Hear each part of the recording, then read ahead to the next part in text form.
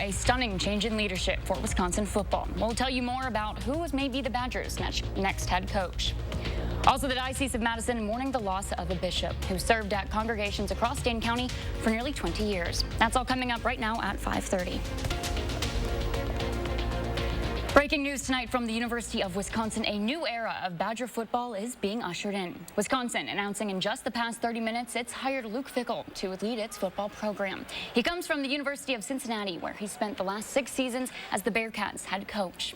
Good evening and thanks for joining us tonight. I'm McKenna Alexander. News 3 has team coverage tonight on this change of leadership in the Badgers football program. Our Andrew Banster spoke with Badger fans to get their take on the news. But first, sports anchor Jordan Reed is here with the latest on today's surprising developments.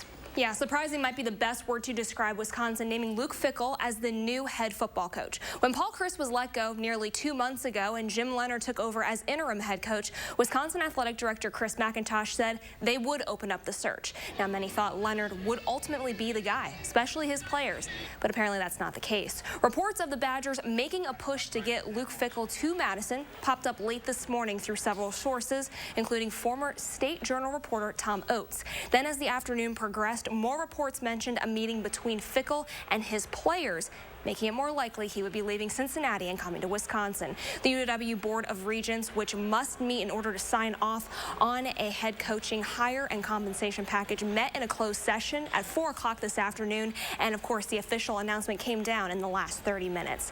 There are plenty of question marks, even once Fickell's hiring has now been confirmed. Now the biggest, Jim-Leonhard's future. He went 4-3 in the 7 games since taking over for Chryst.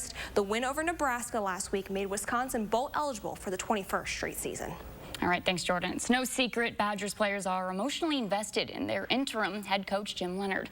They've talked a lot about it in the past 8 weeks, and that continued today on social media.